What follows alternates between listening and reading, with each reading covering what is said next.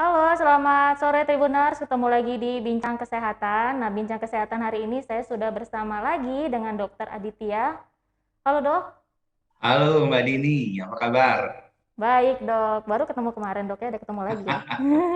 Iya, gimana nih? Iya, lagi di mana nih dok? Udah di rumah, kan kita pulangnya jam setengah tiga, jadi ini sudah di rumah. Oh, udah di rumah ya dok ya. Ya, Keren masih di labkes dah dok. udah setengah tiga kok, udah pulang. Heeh. Iya dok. Nah ini kan lagi Hmm, musimnya kan lagi nggak jelas ya dok ya. Tiba-tiba ya, hujan, tiba-tiba panas. Nah salah satu penyakit yang lagi banyak orang alamin itu radang tenggorokan di musim ini ya dok hmm, ya, bener ya? ya, betul. Iya dok. Terutama anak-anak ya dok ya yang paling banyak kena radang ini biasanya. Ya, betul. Anak-anak dan remaja ya. Heeh. Iya dok. Nah boleh dijelasin nggak sih dok radang tenggorokan ini penyakit yang kayak mana ini dok? Ya, makasih Mbak Dini. Mm-mm. Selamat sore semuanya. Eh, Radang tenggorokan kalau di istilah medis dibilangnya faringitis ya. Jadi Mm-mm. tis yang di ujung itu artinya radang di daerah faring. Faring itu Mm-mm. di tenggorokan ya, di dalam kita di saluran tenggorokan kita itu ada yang namanya paring gitu ya. Nah, Mm-mm. itu biasanya memang sering ya, sering radang ya, karena dia termasuk saluran pernapasan yang atas gitu ya, dan memang berapa ya, berhubungan langsung dengan dunia luar ya lewat tenggorokan tentunya, misalnya dengan dengan panas dingin gitu ya, kemudian mungkin juga apa namanya, kalau ada debu, kalau ada polusi dan sebagainya, itu bisa ke tenggorokan tadi atau ke paring. Nah, paring ini tentunya seperti bagian tubuh yang lain, kalau memang selalu terpapar dengan beberapa zat ataupun benda gitu ya, bisa terjadi radang. Radang itu artinya radangan ya, pembekakan gitu ya. Nah, terutama pada musim-musim sekarang ini dengan cuaca yang tidak jelas gitu ya, radang ataupun radang tenggorokan atau faringitis itu sangat mungkin terjadi, terutama pada anak-anak ya, pada anak-anak yang sistem imunnya. Nah, itu benar itu yang di gambarnya itu tuh ya, paring itu di daerah situ tuh. Terutama anak-anak yang sistem imunnya itu belum sempurna, belum belum mapan. Jadi kalau misalnya sering, apalagi mungkin anak-anak ini juga mungkin sering jajan gitu ya, kemudian juga sering makan atau minum sesuatu yang kurang bersih dan sebagainya. Jadi sangat mungkin untuk terjadi peradangan di daerah tenggorokan gitu, Din. Mhm, iya. Oh jadi, radang ini sebabnya karena makan dan minum yang kurang bersih ya, Dok, ya? Salah satu. Heeh. Jadi, tapi kalau dia Terus sudah infeksi, ada mhm. faringitis ya, Mhm. biasanya di samping makanan minum, biasanya juga ada virus ataupun bakteri. Nah, ini yang Mhm. akhirnya awalnya mungkin cuma peradangan, eh, kemudian menjadi infeksi di tenggorokan gitu. Oh gitu. Itu virus dan bakterinya tuh dapatnya dari makanan juga Dok? Dari makanan yang kurang bersih bisa, tapi Mhm. juga mungkin dari udara, ya. Mhm. Kayak COVID nih, seperti COVID ini, tapi mungkin virus-virus yang sebenarnya ada orang yang sudah duluan kena, kemudian apalagi misalnya dia batuk, bersin, gitu ya, kemudian droplet itu kena ke saluran napasnya si anak itu, Mhm. kemudian mungkin droplet itu ada bakteri ataupun ada virusnya, sehingga nempel di tenggorokan si anak itu. Jadi memang biasanya tidak satu sebab gitu ya, ada berbagai macam sebab gitu. Mhm. Iya. Nah, ada perbedaannya nggak, Dok, gejala antara yang cuma radang sama yang radang biasa, Dok, ya, dengan yang infeksi ini, Ya, Dok? ya biasanya kalau baru radang-radang biasa aja ya, Mhm. biasanya dimulai dengan sakit menelan ya, sakit Mhm. menelan, kemudian tenggorokannya ngerasa apa ya, nggak nyaman lah gitu ya, kemudian mungkin perih gitu ya, kemudian juga misalnya kalau dilalui makanan jadi sakit gitu ya. Nah, kalau dia belum infeksi, biasanya tidak disertai dengan demam. Tubuhnya belum demam, ya, belum demam. Kalau kemudian sudah mulai ada demam, kemudian mungkin ada riak yang apa ya kental, gitu ya, sambil tetap sakit tenggorokan. Apalagi kalau terus berlanjut, biasanya kalau yang berat akan disertai dengan pembengkakan kelenjar getah bening di daerah leher, gitu. Nah, itu tambah pasti itu biasanya karena infeksi. Jadi tidak radang biasa, gitu ya. Jadi kalau baru-baru awal memang jangan diremehkan gitu ya. Apalagi misalnya sudah tahu tenggorokannya kurang enak, sakit gitu ya. Kemudian nelen juga nggak enak, perih dan sebagainya.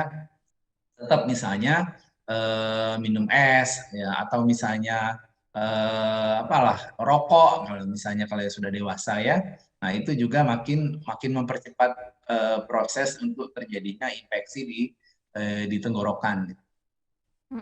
Iya, tapi kan ada orang yang cuek ya dok ya, adalah sakit Hmm. biasa gitu. Itu kalau dibiarin si infeksi ini ada ininya nggak dok? Dampaknya nggak?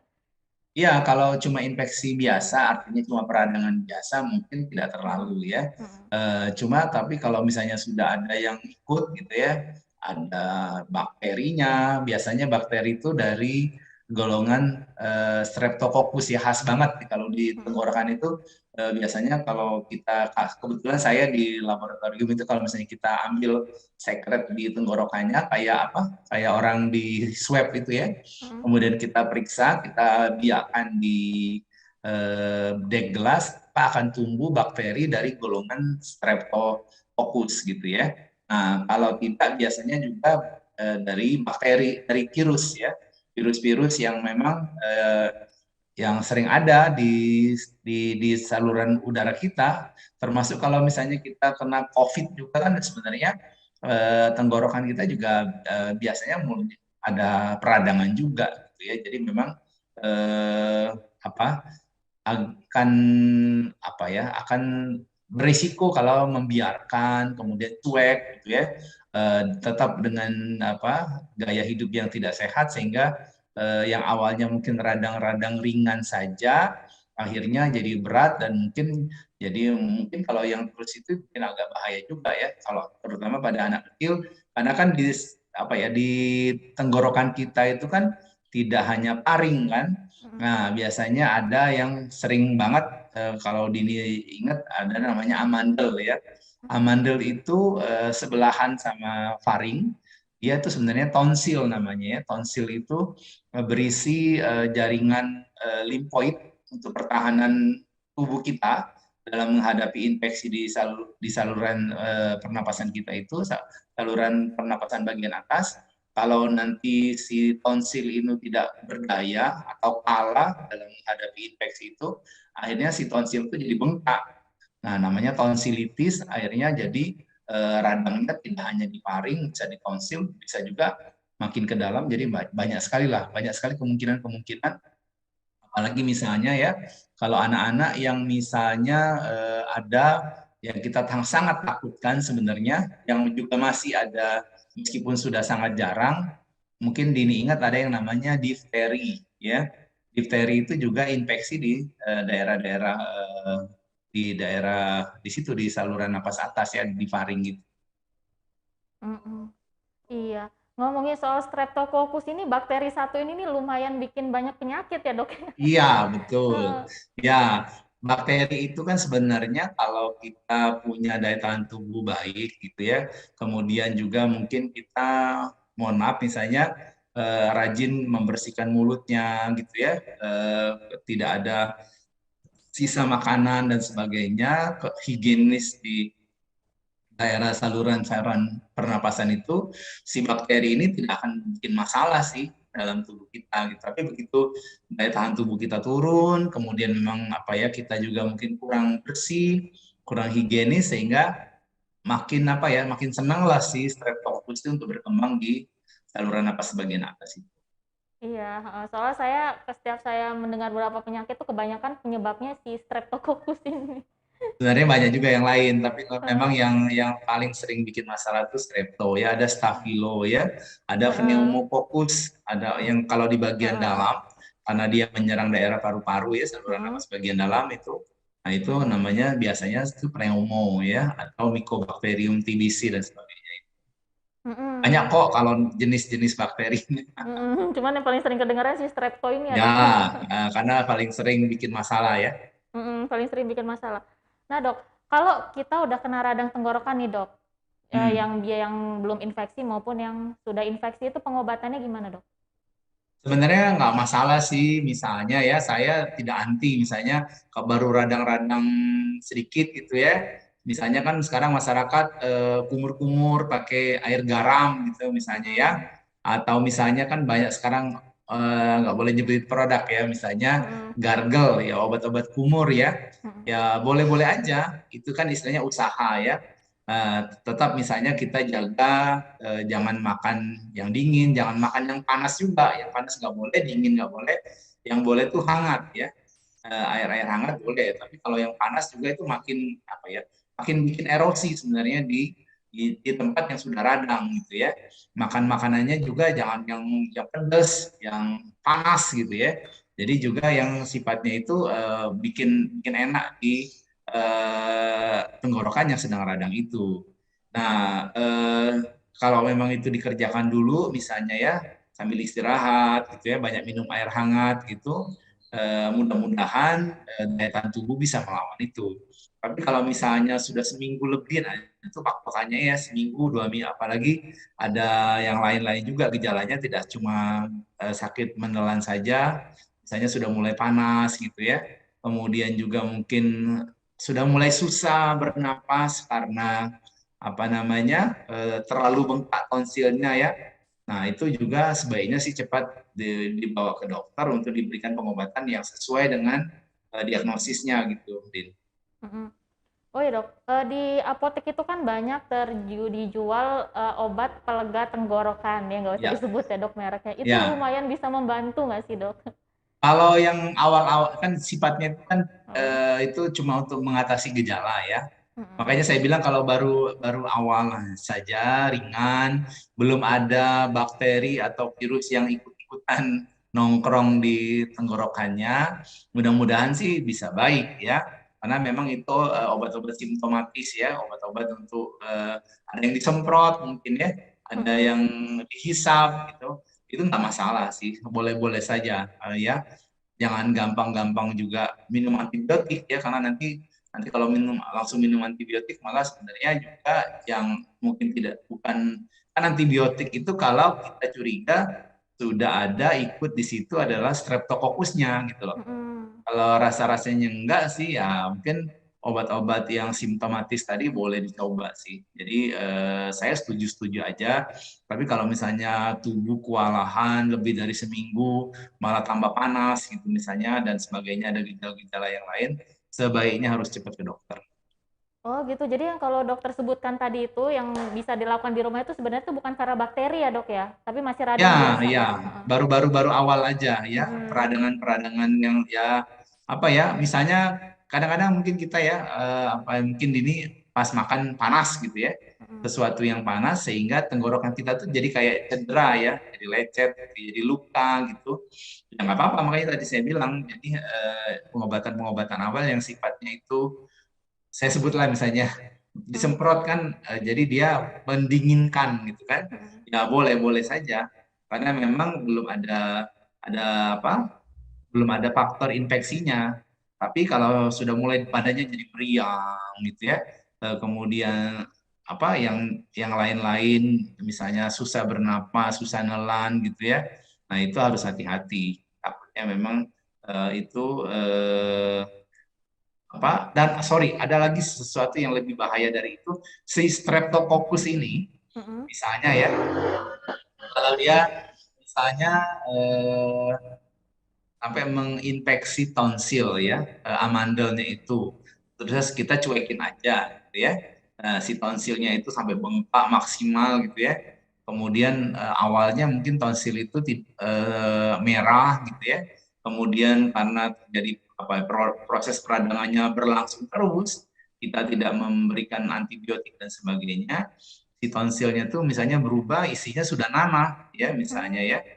Nah, itu kalau sampai pecah, nah itu kan si strepto itu kan bisa ketelan gitu. Hmm. Tetelan dia malah masuk ke dalam tubuh. Ada yang kita sangat takutkan dari Streptococcus itu kalau sampai dia mampirnya itu ke jantung. Nah, Hmm. itu biasanya infeksi namanya miokarditis, jadi infeksi jantung. Nah, itu yang kita sangat takutkan sebenarnya paling pada anak-anak kan itu gampang. Jadi eh, apa yang saya bilang tadi, jangan remehkan radang tenggorokan itu karena memang ada bahaya yang mengancam kalau sampai kita tidak tidak apa ya, tidak aware dengan kita anggap semua radang itu sembuh sendiri dan sebagainya, tapi kan kita perlu juga waktu juga ya.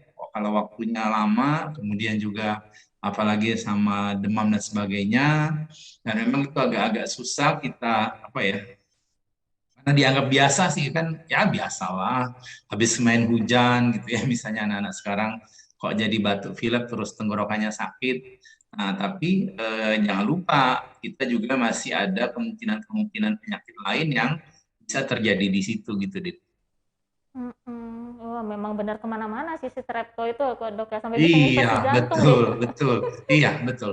Itu Waduh. namanya itu ada yang namanya kalau dia menginfeksi jantung miokarditis, kalau dia selaput jantung perikarditis, dan semuanya biasanya streptococcus. Memang bahaya benar ya bakteri itu. Iya dok, itu kalau apa namanya radang tenggorokan karena bakteri itu butuh berapa lama sih dok pengobatan dari dokter itu? Biasanya kita ngasih antibiotik itu paling tidak untuk 5 hari. Jadi Hmm. antibiotik kalau kita sudah yakin bahwa memang ini infeksi ada bakterinya, ya kita wajib memberikan antibiotik ya, antibiotik yang masih sensitif dengan si pasien. Hmm. Pemberiannya itu paling tidak untuk 5 hari ya. Kalau lima Hmm. hari oke, biasanya tuh gini, itu eradikasi, jadi benar-benar si bakterinya itu mati sampai habis kita eradikasi itu, beberapa literatur bilangnya tuh 5 hari. Jangan cepat-cepat juga, misalnya minum antibiotik sehari 2 hari gitu sudah baik udah di stop. Nah, itu tidak dianjurkan karena bisa bikin resisten. Jadi kalau misalnya kita sakit itu lagi, kasih antibiotik itu lagi nanti udah nggak mempan gitu. Hmm. Ya, nah terakhir nih dok, cara mencegah Hmm. biar kita nggak kena radang tenggorokan dok. Ya, yang pertama memang sebenarnya mau di tenggorokan maupun di telinga, di hidung dan sebagainya, pokoknya bagian-bagian tubuh kan ada yang berhubungan langsung sama udara ya, gitu ya. Ya, tetap yang paling kita utamakan itu kita jaga yang di dalam. Jadi sistem imun kita itu yang baik, termasuk di masa pandemi ini, kita baik-baikin deh sistem imun kita. Gimana caranya? Kita banyak istirahat, makan makanan yang bergizi gitu ya, sempatkan untuk berolahraga gitu ya.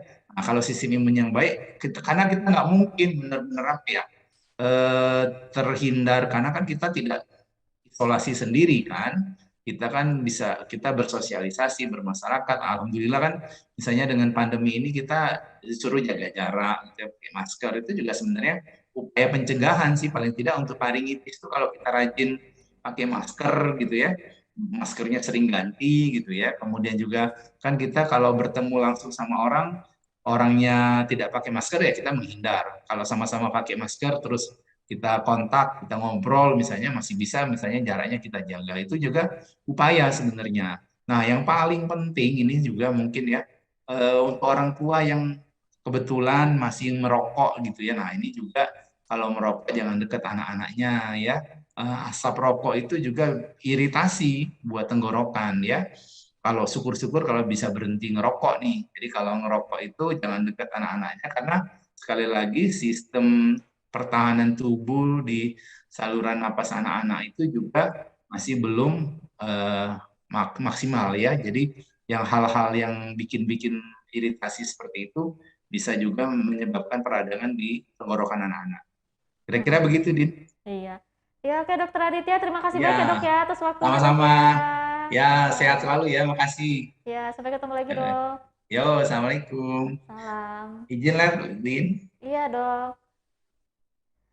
Ya, Tribuners, sudah ada obrolan kita bareng Dokter Aditya. Sampai jumpa lagi di Bincang Kesehatan berikutnya. Selamat sore.